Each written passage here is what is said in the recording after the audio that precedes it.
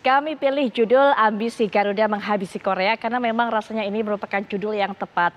Ambisi Timnas U23 kita untuk bisa melanjutkan sejarah baru patut kita dukung, patut kita apresiasi. Dan salah satunya nanti salah satu langkah yang menentukan bagaimana nasib pasukan ataupun juga Timnas U23 ini ke depannya di ajang Piala Asia U23 adalah saat berhadapan dengan Korea Selatan. Sebuah tim superior, punya catatan sejarah sepak bola yang baik, pernah menjadi juara Piala Asia U23 juga, dan juga atas kertas itu kekuatannya juga dinilai lebih mumpuni, lebih unggul daripada Indonesia. Tapi mampukah Indonesia mencetak keajaiban? Kita akan berbincang-bincang dengan para narasumber. Nanti ada yang menemani saya di studio, ada juga yang akan berbincang dan juga memberikan pandangannya secara daring. Yang pertama sudah bergabung secara daring adalah Bang Markus Horizon. Kita tahu bagaimana legenda kiper timnas kita yang satu ini. Assalamualaikum warahmatullahi wabarakatuh. Selamat malam, Bang Markus. Waalaikumsalam warahmatullahi wabarakatuh, Mbak Putri. Baik, Bang Markus. Ya, mumpung masih bulan Syawal. Mohon maaf lahir batin juga, Bang Markus. Selamat tak jumpa. Sama-sama, Mbak Putri, maaf lahir batin juga. Baik, Bang Markus, gimana perasaannya setelah melihat pasukan U23 kita mencetak sebuah sejarah, begitu kan? Dengan status underdog pada saat itu di grup A, sebuah grup yang disebut sebagai grup neraka, akhirnya bisa menuai langkah yang begitu positif sampai bisa masuk perempat final, Bang Markus.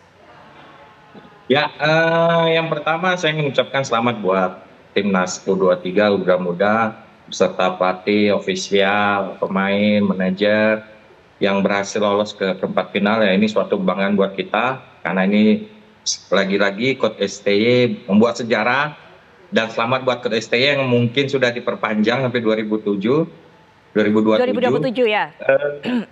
Ya, 2027 ya, mudah-mudahan pada pertandingan perempat final ini saya yakin Coach STY mempunyai taktik jitu untuk melawan tim Korea Selatan, apalagi ini yang dilawannya negara sendiri. Bagi Coach STY kan suatu beban, tapi saya yakin dengan performa Coach STY dari babak penyisihan sampai lolos ke perempat final, Coach STY berhasil membuat beberapa permainan yang selalu berbeda setiap pertandingan. Makanya saya yakin lawan Korea ini juga Coach STY juga akan meracik pada pertandingan malam ini dan akan berbeda mungkin ya. Nah, nanti akan berbeda permainannya sama yang pertandingan sebelumnya. Karena pasti Korea juga akan menonton 3 pertandingan sebelumnya. Nah, mudah-mudahan dengan malam ini perempat final Coach STY bisa meracik sedikit para pemainnya agar tidak terbaca oleh pemain para Korea Selatan. Oke, Bang Markus, nanti kita tahan, kita tunggu nanti Bang Markus bagaimana memandang mengenai racikan dari Coach STY dan juga kemungkinan perbedaan taktiknya. Tapi Bang Markus ini kan mantan pemain, pernah juga merasakan bagaimana beban seorang pemain timnas, bagaimana deg-degannya, bagaimana nervousnya, apalagi kemudian ada di sebuah laga penting seperti ini, fasenya juga sudah masuk fase gugur, dan lawannya ini di atas kertas adalah lawan yang jauh diunggulkan, lawan yang lebih superior, lawan yang mungkin juga secara skill individunya lebih daripada para pemain timnas Indonesia. Bang Markus pernah ada di perasaan ataupun juga mengalami seperti ini. Apa yang Bang Markus rasakan seperti itu? Jadi kita bisa tahu bagaimana gambaran yang dirasakan juga oleh para pemain saat ini. Ya, yang pertama emang ya kalau kita melawan tim-tim yang di atas kita rata-rata kebanyakan yang mental kita agak gugup ya, wajar ya, itu manusia ya. Tapi saya pikir dengan seringnya bermain uji coba internasional, saya pikir itu bisa membuat atau meredam para mental supaya tidak drop ya. Itulah gunanya uji coba internasional, pertandingan internasional itu agar supaya pemain tidak terlalu ngedrop. Yang penting pada pertandingan malam ini, perempat final ini, mental sekali lagi harus dipersiapkan buat anak-anak, dan saya yakin mental anak-anak sangat kuat. Apalagi nih kebanggaan mereka bisa berhasil masuk ke perempat final ya. Bang Markus, dari pertandingan-pertandingan sebelumnya, terutama kita soroti saat berhadapan dengan Australia, meraih kemenangan 1-0, kemudian juga membantai Yordania 4-1. Para pemain ini apakah sudah terlihat cukup percaya diri, sudah terlihat mampu bermain lepas menurut Bang Markus? Ya, saya melihat mereka mulai percaya diri sejak mengalahkan Australia ya. Begitu mereka mengalahkan Australia, pertandingan terakhir melawan Yordan. Nah, di situ kita melihat anak-anak emang sangat sudah siap mentalnya, walaupun dikalahkan Qatar pada pertandingan pertama, tapi begitu menang lawan Australia, anak-anak Garuda Muda kembali bangkit lagi melawan Jordania dengan performa yang sangat-sangat bagus, Mbak. Baik, apa perbedaan yang Bang Markus rasakan ketika para pemain ini terlihat percaya diri? Sentuhan-sentuhan seperti apa yang ditunjukkan oleh mereka di lapangan? Ya, sentuhannya yang mereka berani main dari kaki ke kaki, mereka sabar, mereka begitu ada peluang, mereka mencoba masuk ke daerah kotak penalti lawan, itu yang sangat berbeda ya, Mbak, ya. Saya pikir itu yang modal buat anak-anak Garuda Muda, mereka harus ke mental mereka bagus hari ini, saya yakin mereka bermain sabar, mereka akan melihat ada peluang-peluang, mereka mencoba kombinasi dari kaki ke kaki atau melakukan tusukan-tusukan dari para pemain sayap Garuda Muda, yang kita tahu para pemain Garuda Muda ini mempunyai kecepatan. Tapi hati-hati loh, Pak. Kita melihat gol dari Korea ini lawan Jepang ini tendangan sudut, dan kita ketahui para pemain Korea ini sangat tinggi-tinggi, ya itu yang harus diwaspadai dia, bola-bola atas, awas pemain Korea unggul pada postur tubuh, Mas. Baik, Bang Markus, nanti kita akan lanjutkan kembali. Tapi saya ajak Bang Markus dan juga para pemirsa untuk bisa melihat dulu bagaimana prediksi kami, kira-kira starting 11 seperti apa yang akan dikeluarkan oleh Coach Sintayong saat menghadapi Korea Selatan dalam babak perempat final kali ini. Kita akan lihat bersama. Nah, ini dia, kita saksikan kami sudah membuat starting 11 di sana. Hernando Ari tentunya masih menjadi seorang kiper yang akan menjaga gawang dari timnas kita agar tidak kebobolan. Hernando Ari juga alhamdulillah kabarnya ini kondisinya sehat dan juga siap main. Kemarin memang di pertandingan terakhir sempat diganti di beberapa menit terakhir, tapi ternyata setelah ditanyakan kepada pihak timnas, hingga saat ini kondisinya bugar insya Allah dan juga siap diturunkan sejak menit pertama. Kemudian kita juga akan melihat ada Justin Hubner di sana, kemudian juga ada Ferrari, ada Nathan Choaon yang juga merupakan pemain andalan yang sudah kembali lagi karena kemarin sempat pergi ke klubnya yaitu Heerenveen, tapi setelah dilakukan lobby-lobby oleh PSSI akhirnya Heerenveen mau melepas Nathan Choaon dan juga bisa bergabung dengan timnas. Kami juga bawa Anda untuk bisa melihat kira-kira apa susunan yang akan kembali dikeluarkan oleh sang pelatih dari Korea Selatan. Kita lihat ini adalah materi dari pemain Korea Selatan U23, 2 di antara 11 penghuni starting line up ini atau setidaknya masuk prediksi kita, ini merupakan pemain yang merumput di luar Liga Korea Selatan. Sisanya mayoritas para pemain timnas U23 Korea Selatan, mereka bermain di liga lokal mereka sendiri. Kita lihat di sana Yeongjun, kemudian Sang Hyun, Sang Hoon, Mingu, kemudian juga Jonsu, dan ada juga Jong Hoon serta Mi Young Gwan dan Jaewon. Postur tinggi, bahkan ada juga pemain yang berpostur 193 cm yang ini juga merupakan salah satu pemain yang diwaspadai oleh Coach Sintayong. Ini menjadi tembok-tembok yang begitu sulit nantinya, begitu rapat untuk bisa ditembus oleh jajaran penyerang pasukan timnas kita. Baik, Bang Markus, kita tadi sudah lihat bagaimana kerangka dari starting line up kita yang menurut prediksi kami ya mungkin tidak jauh berbeda atau tidak banyak berbeda dengan pada pertandingan-pertandingan sebelumnya. Mungkin kita juga bisa sambil melihat kembali seperti apa starting line up yang dibuat oleh tim Apa Kabar Indonesia Malam. Kita lihat kembali. Nah, ini dia Muhammad Ferrari, Rizky Ridho, Justin Hubner, kemudian juga ada Ivar Jenner, ada Pratama Arhan yang cukup ditakuti dengan lemparan ke dalamnya, Marcelino Ferdinand, strike, Witan Sulaiman. Diharapkan tiga sosok ini menjadi para pemain yang bisa mengantarkan gol kepada timnas kita. Ada pandangan komentar tersendiri Bang Markus terhadap starting line up ini, Bang Markus? Ya, starting line up ini yang sama seperti yang mereka lakukan sebelumnya waktu pada pertandingan Jordan, Australia, dan bahkan Qatar ya. Cuma yang berbeda hanya Qatar aja yang beberapa pemain yang dicadangkan waktu melawan Australia. Saya lihat statik ini sangat baik ya. Ini yang menjadi pembeda, dan saya berharap ini gelandang-gelandang bertahan kita Nathan dan Justin ini lebih bekerja keras lagi untuk menghalau para gelandang-gelandang Korea Selatan yang kita ketahui gelandang-gelandang para pemain Korea Selatan ini juga mempunyai kecepatan, skill yang bagus, itu yang harus diwaspadai dan harus bekerja keras. Saya pikir ini strategi sama nih 3-4-3 juga, nanti mungkin Korea juga waktu ada pertandingan Jepang juga mereka 3-4-3 juga. Sekarang tinggal bagaimana taktik dari para pelatih pada malam hari ini untuk mungkin menginstruksi ke pemainnya lebih sabar, jangan banyak kehilangan bola, menguasai lapangan tengah, dan sekali lagi tetap disiplin untuk menjaga pertahanan kita. Jangan lupa para gelandang untuk membantu pertahanan kita, karena kita tahu juga Korea ini sangat baik ya, melakukan counter attack juga dia bagus, bermain dia crossing bola-bola atas juga dia bagus. Tapi saya yakin anak-anak Garuda Muda bisa meredam semua itu, Mbak. Baik, Bang Markus harapkan adanya perbedaan nanti skema yang akan disampaikan ataupun juga diberikan oleh Coach Sinteyong. Tapi nanti kita akan dengarkan pandangan Bang Markus bagaimana supaya pasukan timnas U23 nanti yang turun ke lapangan hijau tidak mudah terbaca oleh Korea Selatan. Ada narasumber berikutnya juga sudah bergabung secara daring, Bang Effendi Ghazali. Assalamualaikum warahmatullahi wabarakatuh. Selamat malam, Bang Ege.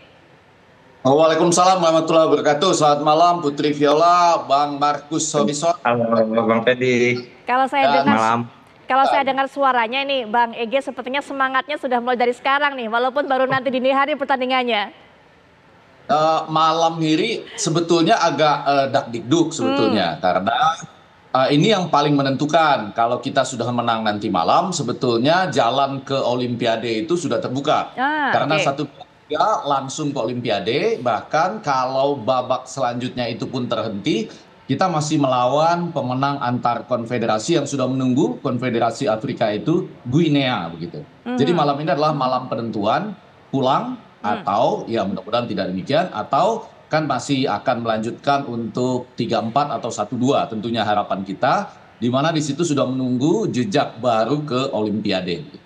Baik, ada harapan baru, bukan hanya kemudian bisa menembus babak-babak berikutnya di ajang ini saja, tapi juga bagaimana mendapatkan tiket ke Olimpiade Paris nanti. Bang Ege, yang kemarin mungkin menonton langsung di sana, bisa berikan pandangan seperti apa kondisi para pemain di sana, bagaimana kondisi mentalnya, apalagi ketika mendapatkan target baru seperti nanti ya Bang Ege ya. Nanti kita juga akan dengarkan pandangan dari narasumber berikutnya yang akan menemani saya di studio. Tapi kita tahan dulu, kita jeda sejenak, kami segera kembali saat lagi.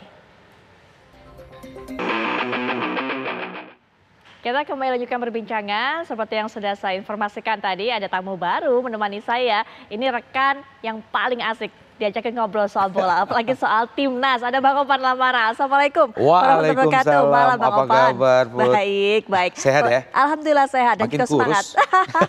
Kalau tadi Bang Ege katanya udah semangat, udah deg-degan begitu kan, mulai dari sekarang walaupun pertandingan dini hari nanti gitu. Bang Opan juga punya semangat yang sama? Oh sangat semangat, jujur setelah kita menghadapi Yordania beberapa yang lalu, perspektif atau sudut pandang saya tentang tim ini dan juga Sinteyong otomatis berubah. Saya termasuk yang sangat kritis selama ini. 4 tahun ini atas Sinteyong. Dan setelah pertandingan menghadapi Yordania, kita melihat bagaimana kualitas pemain Indonesia pada saat itu, nyaris tanpa kesalahan elementer sama sekali. Kemudian taktikalnya, kemudian bagaimana proses-proses lainnya gol, termasuk lahirnya tendangan penalti bagi kita pada saat itu, lahir melalui sebuah proses yang luar biasa brilian, sangat cerdas, penuh kepercayaan diri dan passing yang sangat cepat.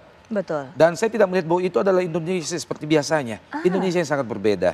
Nah kalau kita berbicara tentang laga malam ini juga tidak kalah excitednya kita menunggu, bahkan lebih jika dibanding pada laga-laga sebelumnya. Kenapa Put?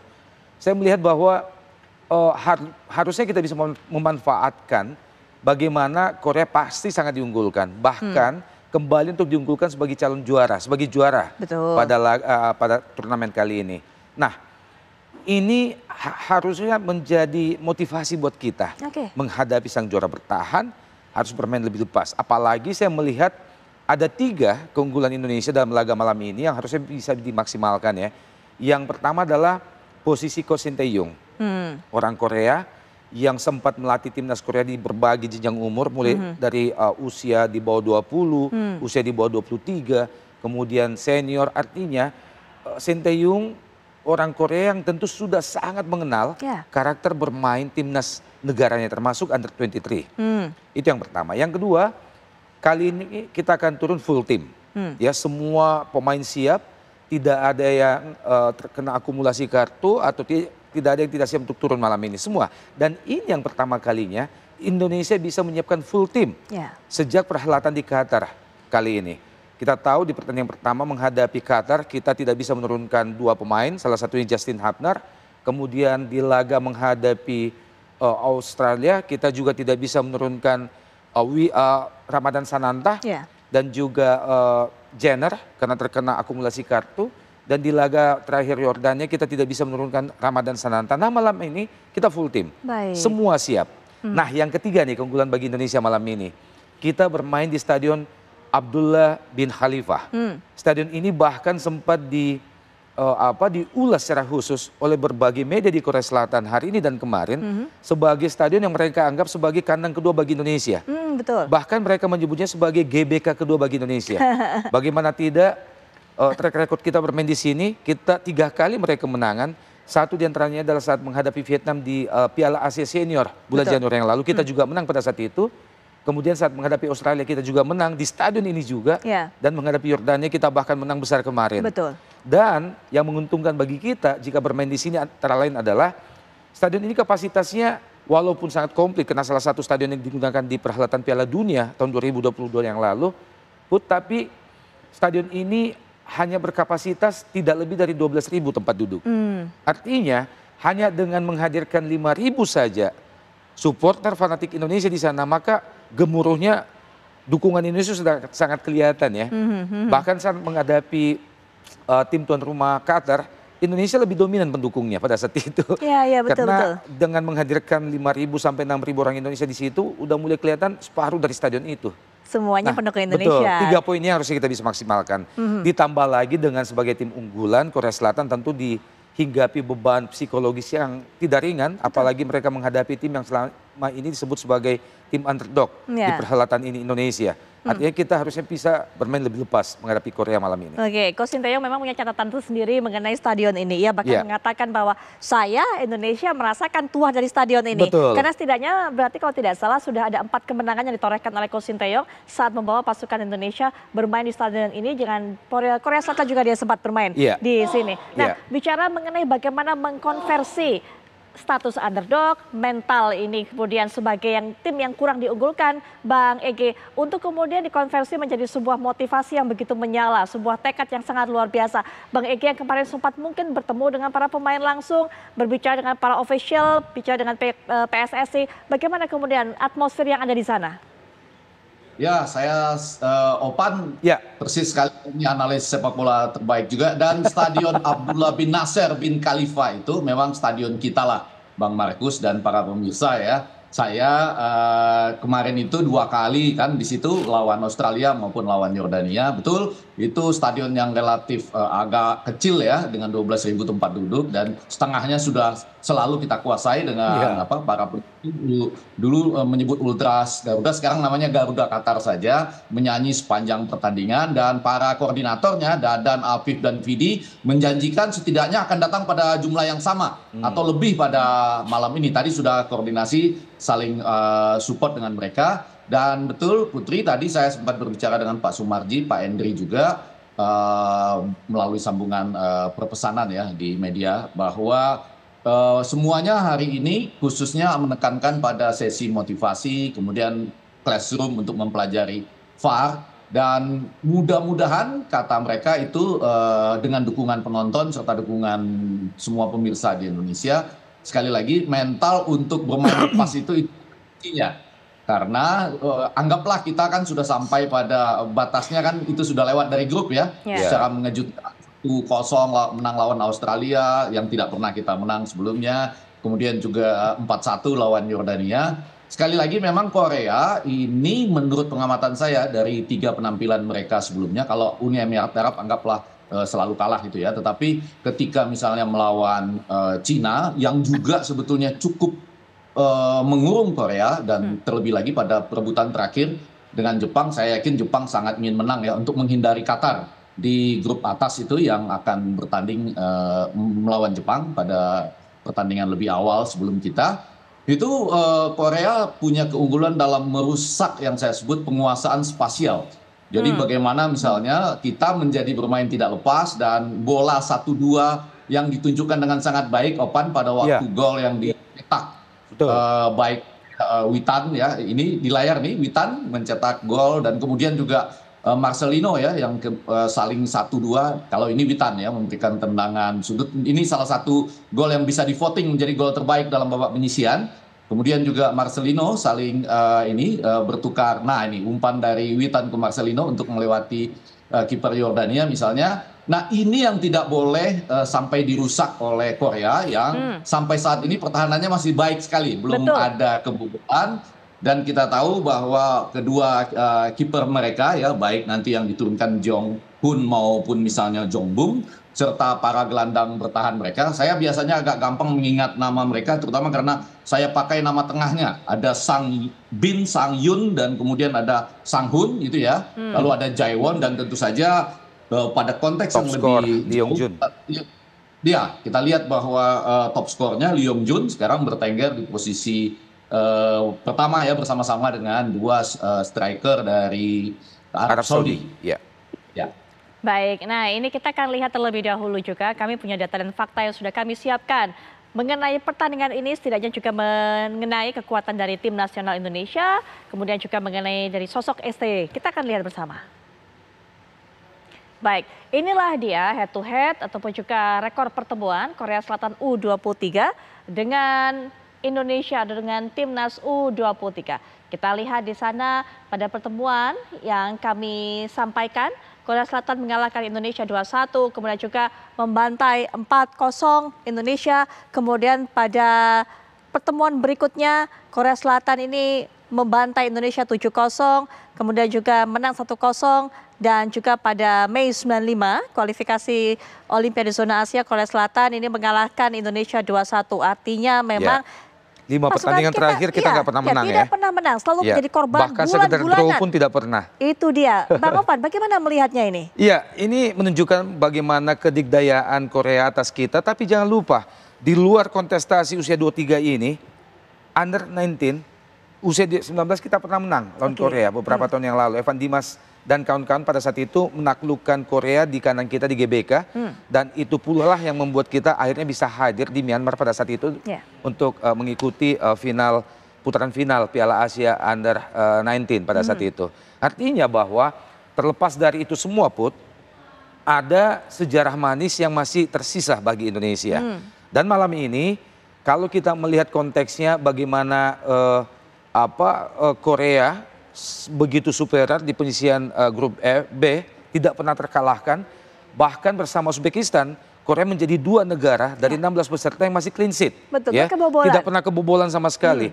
Dan mereka menyapu bersih 9 angka dari 3 kemenangan di grup B. Sekali lagi Korea adalah Korea, salah satu kandidat yang dicalonkan sebagai juara musim ini atau tahun ini, tapi sekali lagi Indonesia sudah menunjukkan kelasnya. Kelas kita naik. Melawan Yordania, melawan Australia, Indonesia sudah menunjukkan bahwa kita punya kapasitas untuk bisa menaklukkan siapa saja di benua Asia ini.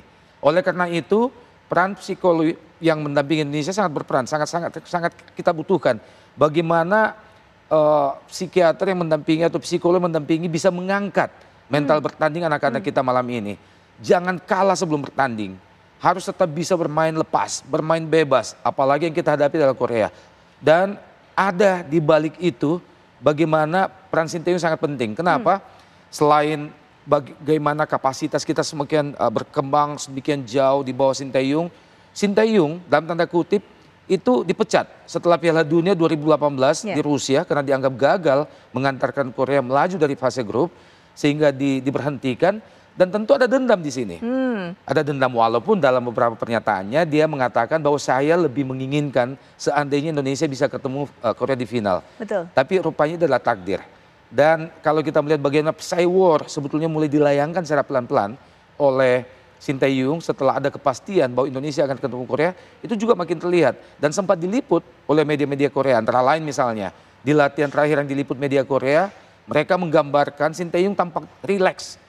Ya, melatih timnas Indonesia padahal yang akan Sintayong hadapi adalah negaranya sendiri. Betul. Tim yang dikandidatkan sebagai calon juara. Iya, itu dia. Tadi kita Mulai sudah ada lihat. pesawat ya. Iya. Iya. Nah, ini kita sudah lihat sebenarnya bagaimana kemudian akan menjadi pertarungan batin Iya. bagi Coach Sintayong. Tadi disinggung juga, mungkin selain itu ada unsur ingin membuktikan diri kepada Korea Selatan, kepada negaranya begitu kan, atas apa yang sudah diterimanya setelah Piala Dunia beberapa Iya, waktu lalu 2018. begitu, membawa Indonesia, membawa para pemain yang mungkin secara di atas kertas juga di bawah kualitasnya dari pemain Korea Selatan, tapi Iya. kemudian mampu mencapai atau mampu mengantarnya sampai babak fase gugur Iya, ini iya. harus kredit sendiri. Iya. Nah, itu yang ingin dibuktikan mendapatkan pengakuan seperti itu Coach Sintayong ini, Bang Ovan. Ya, kalau kita melihat bagaimana head to head kedua tim ini, maka jujur harus kita akui bahwa nama besar, sejarah sepak bola, kemudian prestasi dan background lainnya itu masih didominasi atau dimiliki oleh Korea Selatan, ya.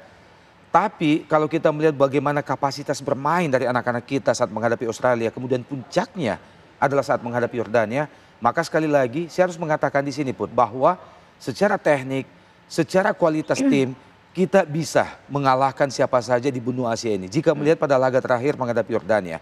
Oleh karena itu, tinggal bagaimana sekarang mental bertanding anak-anak bisa kita angkat untuk siap.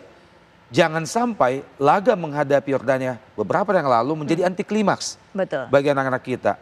Kita berharap agar malam ini anak-anak bisa menunjukkan performa yang jauh lebih baik dari Yordania. Dan sekali lagi beban psikologis ada di kubu Korea Selatan. Baik, kita akan langsung saja melihat bagaimana perjalanan dari tim nasional Indonesia di ajang Piala Asia U23. Kami sajikan ke hadapan Anda, inilah dia. Menuju babak 8 besar Piala Asia U23, saat itu dikalahkan oleh Qatar 2-0. Ini yang disebut bahwa kemenangannya dirampok oleh Qatar dan juga wasit begitu yang menjadi sosok di belakang kekalahan dari Indonesia. Tapi yang luar biasa adalah setelah mendapatkan perlakuan seperti itu, ini comeback kita yang luar biasa ya. Itu dia, mereka berhasil bounce back dan tidak terlihat inferior sama sekali saat berhadapan dengan Australia. Hasilnya berhasil mencetak gol tunggal mengantarkan kemenangan 1-0 berhadapan dengan Australia. Berikutnya pertandingan ketiga sepertinya juga kepala semakin tegak, percaya diri semakin tinggi. Indonesia berhadapan dengan Yordania berakhir dengan kemenangan 4-1. Banyak sekali gol-gol yang lahir dengan skema yang begitu cantik. Nanti yang kita akan saksikan bersama.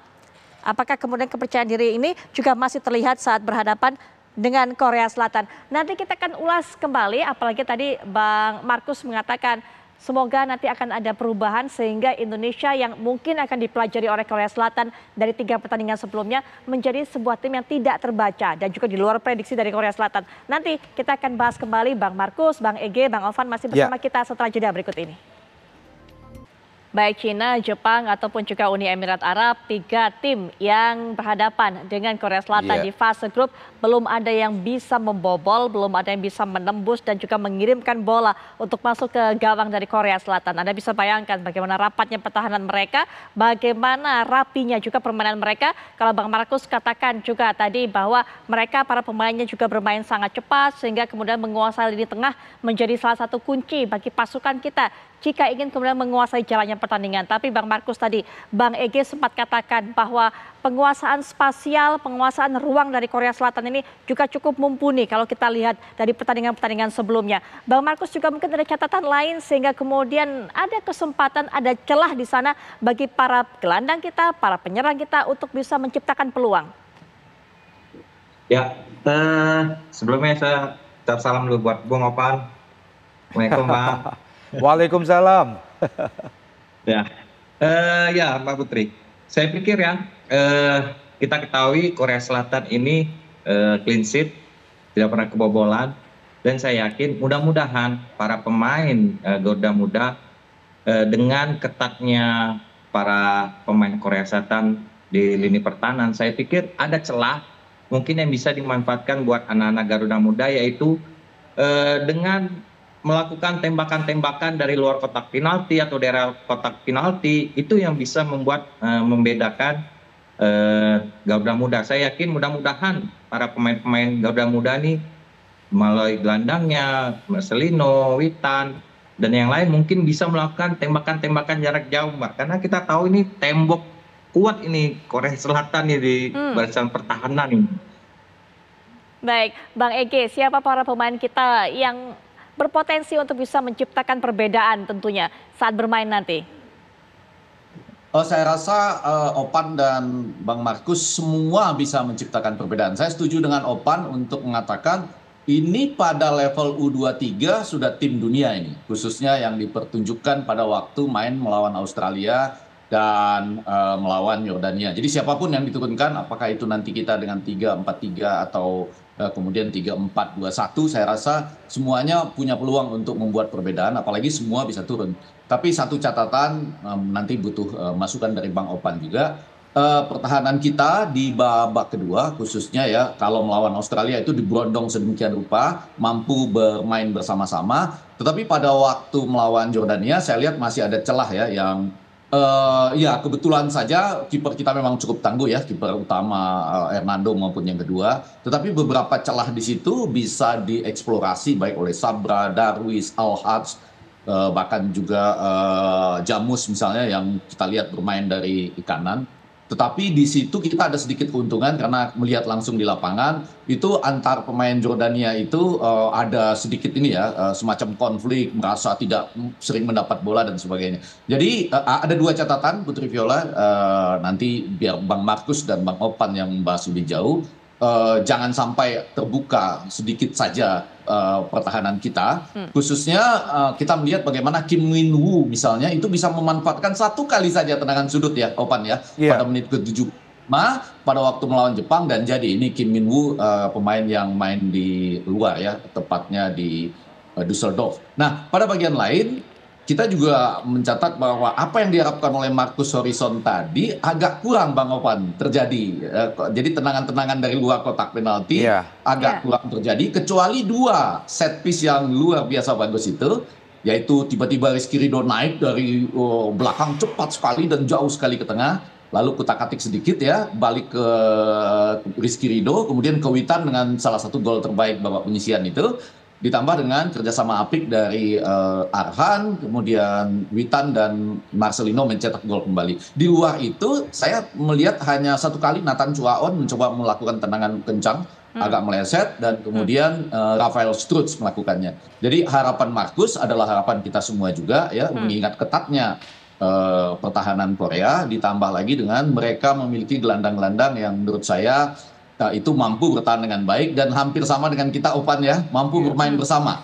Kalau kita lihat gol kita juga dilahirkan oleh Komang Teguh loh Opan. Iya betul. Kita ya. Top skor kita bersama Marcelino. Betul. Ini adalah perang yang sangat sengit ya, perang psikologi, perang taktik yang sangat sengit. Saya setuju kata-katanya tadi, taktikal, bukan lagi teknis. Teknis dua-duanya luar biasa, tapi taktikal antara Sintayong dengan Hwang Sun Hong ya, yang mana pernah bermain bersama dan kemudian punya sederet prestasi yang luar biasa juga. Begitu Putri. Bang Ege, karena tadi Bang Ege sudah menyebut nama Nathan Chuaon yang saat ini akhirnya bisa bergabung kembali. Heerenveen kasih izin, Nathan bisa memperkuat timnas lagi.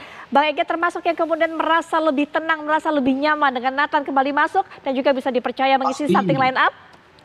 Pasti, karena Nathan ini, Opan dan Bang Markus serta para pemirsa ini penjelajah di semua lini. Saya kebetulan memiliki beberapa rekaman bahwa dia ada sebetulnya kan gelandang tengah, tapi dia juga bertahan bersama ya, bersama dengan Justin Hubner juga. Kemudian di depan selalu ada dia, kalau kita melihat setengah sampai garis serang itu, dia selalu ada di sana, dan pada bagian-bagian tertentu dia bisa bersama dengan Rafael Struts dan Arhan misalnya, Opan itu mereka bisa berhenti dan berdiskusi gitu. Jadi ketika bola mati mereka datang itu bertiga berdiskusi gitu. Jadi menurut saya ini adalah gelandang-gelandang kreatif kita ya, yang nantinya tentunya dia saya rasa akan bermain bersama Ivar Jenner ya, untuk wilayah tengah maupun menyerang, dan belakang lebih dipegang oleh Justin Hubner. Tiga-tiganya bisa turun, dan sekali lagi saya yakin walaupun dia sempat balik ke Belanda, Heerenveen, kemudian ke atas permintaan netizen dan Pak Erick Thohir serta seluruh Opan, atas permintaan Opan juga akhirnya balik kembali. Jadi kita kirimkan rempah-rempah dan sebagainya siap. Dan saya rasa dia nggak terlalu, walaupun letih pasti ada perlakuan khusus ya Opan ya, dari tim mas ataupun tim yang untuk memulihkan dia dari perjalanan antara Belanda ke Doha. Baik, Bang Alvan. lini belakang begitu rapat, susah ditembus di kubu Korea Selatan ini. Iya. Di satu sisi atau di sisi lainnya, lini pertahanan kita catatan dari Bang Ege bisa tereksploitasi. Ada celah di sana. Iya, clean sheet mereka selama babak penyisihan di grup B menunjukkan bahwa lini pertahanan termasuk penjaga gawang dari Korea Selatan itu sangat tangguh.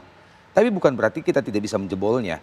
Kalau kita berbicara tentang bagaimana ketajaman dua tim ini, sebetulnya sejauh ini kita lebih tajam dari Korea. Korea sejauh ini baru menciptakan 4 gol di penyisihan grup, kemudian kita sudah menciptakan 5 gol.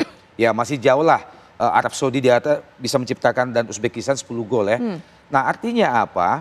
Bahwa Indonesia punya kapasitas untuk bisa setidaknya menciptakan peluang demi peluang ke jantung pertahanan Korea Selatan walaupun masih clean sheet sejauh ini.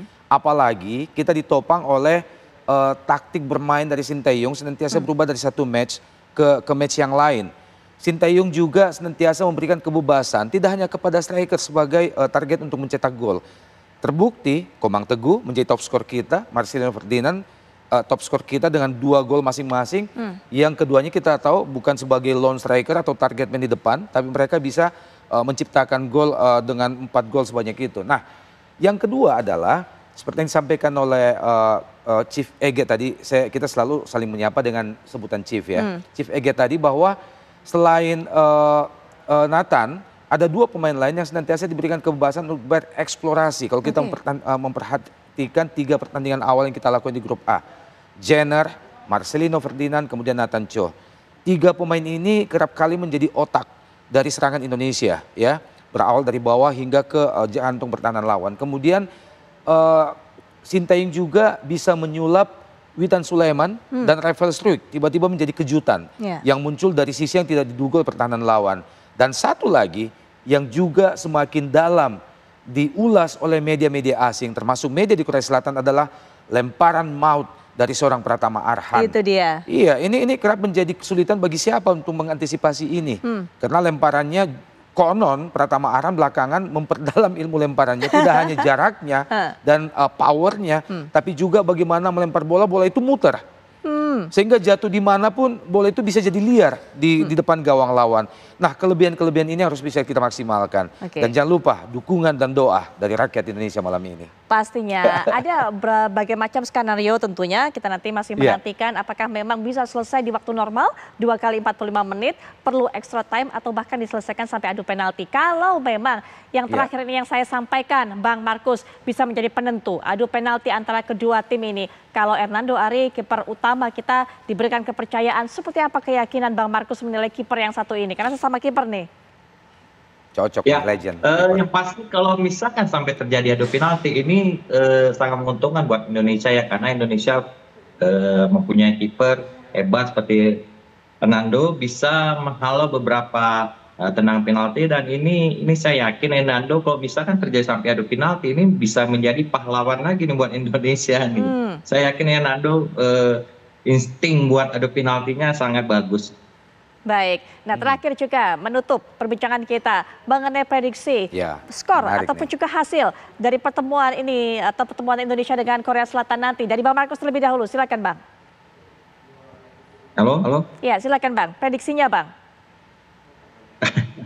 Ya kalau prediksi yang pasti ya kita masyarakat Indonesia berharap timnas U23 Garuda Muda ini bisa memenangkan pertandingan baik itu 90 menit, extra time, adu penalti ya.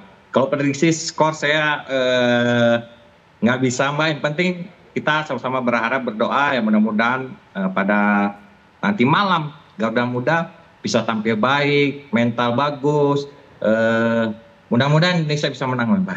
Baik, singkat saja Bang Ege silakan.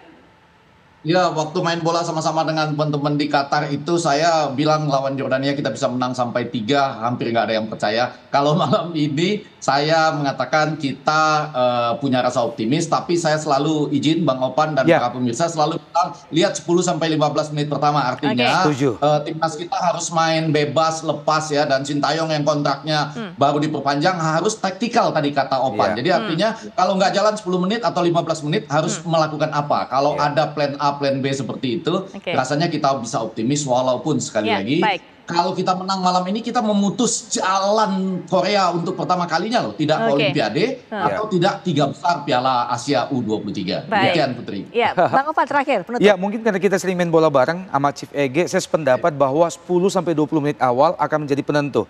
Saya lebih ingin melihat Indonesia bermain secara terbuka, Oke. ya bermain ofensif sejak menit awal sama seperti saat kita menghadapi Australia dan juga Yordania. Jangan takut karena itu akan menjadi penentu. Dan media-media mengibaratkan ini ibarat David versus Goliath, ya artinya beban sekali lagi ada di pihak Korea. Indonesia harusnya bisa bermain lepas. Dan Korea bukan Brasil, bukan Jerman, masih tim Asia juga, bisalah kita kalahkan. Bisa kok. Ya, tapi prediksi saya sepertinya 2x45 akan berujung draw ya. Harus melalui perpanjangan waktu kayaknya. Saya juga senang tuh kalau hasilnya seperti itu. Endingnya sangat seru lewat penalti. Tapi terima kasih juga tentunya Bang Ovan, Bang Ege, terima kasih Bang Markus, terima kasih. Kita dukung tentunya pasukan timnas U23 kita untuk bisa melanjutkan dan juga mencetak sejarah baru di ajang Piala Asia U23. Sekali lagi terima kasih semuanya.